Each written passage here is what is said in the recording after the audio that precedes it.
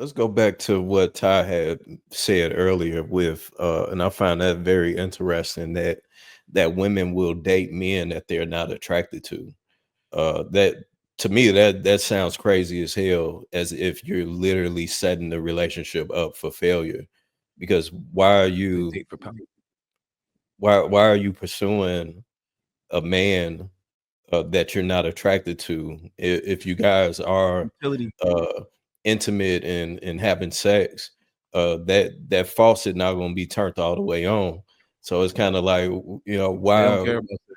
They want You utility. can't be That's you not can't be true. disgusted. Go You ahead, can't be Ty. They want you. disgusted. What you've done by being a good-looking woman who, guess what, this man you're not attracted to is, you've made him more desirable to other women. Teach. I was So waiting for you to other go women there. are looking and they're like, well, how did he get her? What's going on here? And you know what people think? You must either be packing, Yeah, you or got got a lot more money, money. something Yeah. is great about you. Yeah. So now those women start getting attention he ain't never get before. All right. But he's getting it at a time that you are neglecting him of all the things that he always needed. Let's go there. And so now he ends up, and I'm not saying it's right, Yep. but he ends up taking it from somebody else. Yep. And now the whole thing, and now the woman thinks, damn, I can't trust no man. All men are horrible. Even the ones who ain't attractive are horrible, right? But no, that's not what the issue was. The issue was you got with a man you weren't really into, you were not willing to pour into, and whenever you create that void, you open the door to issues of infidelity. Let me try to answer this since it was my question. That's because every woman is not attracted or doesn't get turned on by the same things, right? So there are women that are turned on by how a man looks. Like your attraction makes me want you. There are some women that are turned on by your money, what you can provide to them. So maybe you don't look like much at all, but you can provide the lifestyle that I want. You have the right cars, you have the right house, you can take care of me, you can build this lifestyle that I'm going for. So I'm attracted to that. I can care less about really how you look, but I know even if my kids come out ugly, whatever, they're gonna be taken care of. So I just think it's different. Women have a different approach, especially depending on the woman. They have a different approach to love and dealing with men. It doesn't always have to be attraction.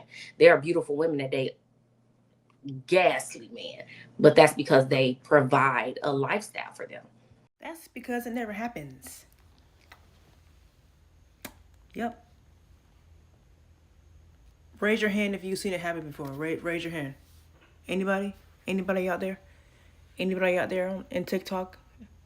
Okay. That's what I thought. How many sitcoms have you watched in which the guy's friends were convincing him to go out with the girl because she was nice?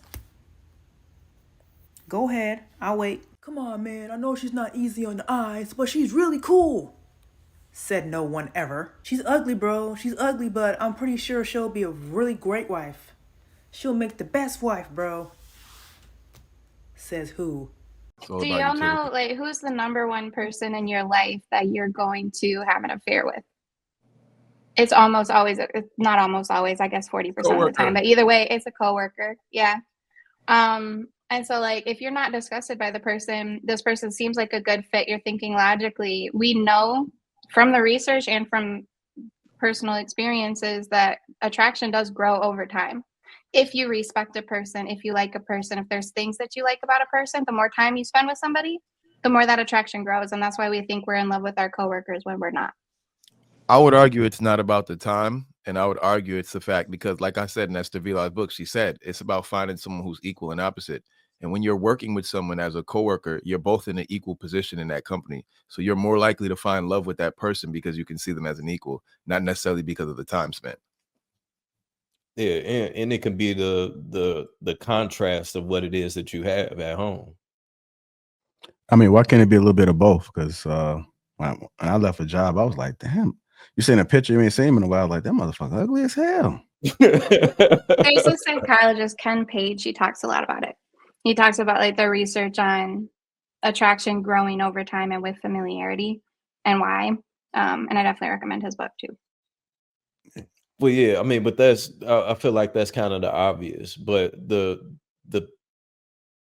concerning part is that women are getting into relationships with men that they're not attracted to? For me, I typically like guys who I consider medium ugly, only because they normally they have like better personalities. They are funny, and they they don't always like lead with their looks, Have less right? options, easier to control. No, please don't come back. it is not, because it's not that at all. Sometimes they just have better personalities, and I am both demi and sapiosexual, right? So I'm not just my attraction doesn't come from just looking at a person like, oh my gosh, they're cute, and I'm not attracted to them. I have to have a conversation with them and kind of see how their mind works, and then that's when my attraction comes for them. But I typically find stuff that I'm attracted to them, like their smile, or he's funny, or I like the way he dressed, or I like his work ethic. That's the stuff that normally makes I'm serious. That's the stuff that normally makes me be attracted to them long term.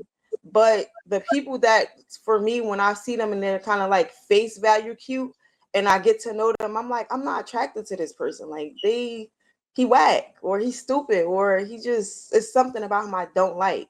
So like I rather gain my attraction from like getting to know them. And it's typically medium ugly guys, because they know how to, they be having dope ass personalities. They bend to your will. Hey, They don't go to my will at all. I've never really understood the medium ugly thing.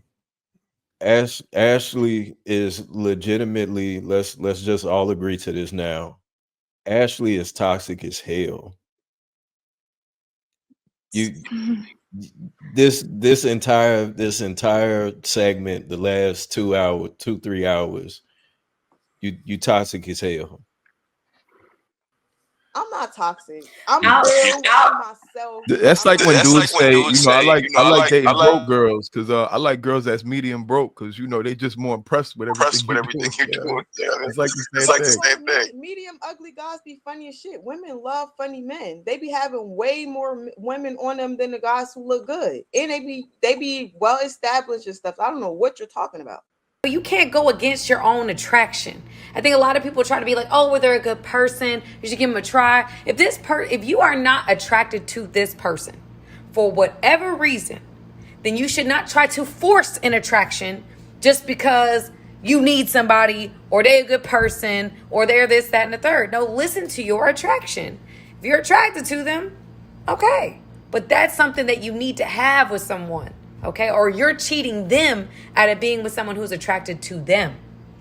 Truly. I have had a personal experiences with it lately, because knowing that the people I'm instantly attracted to Ashley's point, right, are usually the people that are not healthy for me. I've been trying to expand who I'll say yes to, like with regard to giving it a try, right? Like going on a date, I don't think there's anything wrong with that. Like saying like, okay, yeah, maybe he doesn't look exactly how I wish, but he seems nice. You know what that comes from? I think I wanted to chime in after Ash. So I think to answer your question, I think when women go through enough traumatic experiences, they start reflecting on what they want and what they don't want, right? They're not just thinking about, oh, is he fine and blah, blah, blah. So for example, a woman might say she wants someone who's financially stable, emotionally healthy, emotionally available, just to name a few examples. So if she meets a guy who's not necessarily attractive, or she doesn't feel those butterflies right away, but he aligns with all of those other things that she has as requirements, then she's going to give it a try. Because why? Whenever she tried the other guys in the past who did not necessarily align with those things off top, but they gave her butterflies, it failed. Like, it caused problems. So she's trying to avoid going through that. At least if she's matured, she's trying to avoid going through that, and she's going to keep an open mind. Like Aria was saying, let me go on a date. Let me give it a try. Let me see what can come of this, because he's aligning with what I want. You know what I mean? It's the same. It's the same dude to say that. Okay. How are the medium ugly dudes when it comes to fixing smoke detectors? Well, I'm not dating anybody to bring somebody in my house to fix it. And if you was on here the last time we actually fixed it, I don't know what's going on with it, but it's good. As long as it's working, I'm good. As long as it's working. That beeping means it's not working like it's supposed to, though, Ash. That's what that means. It's not working. You cannot. I'm saying that if you fixed it, it wouldn't be beeping. Yeah, it just You might shows have you, to man. get all the way ugly, nigga. She got a lot going on over there. No, I'm not dating anybody, so it's good. It's cool. On mute. You got a lot going on there between the smoke detectors and his phone. Like, this is what men do, man. They troubleshoot. I could not sleep in that house with all them things going off.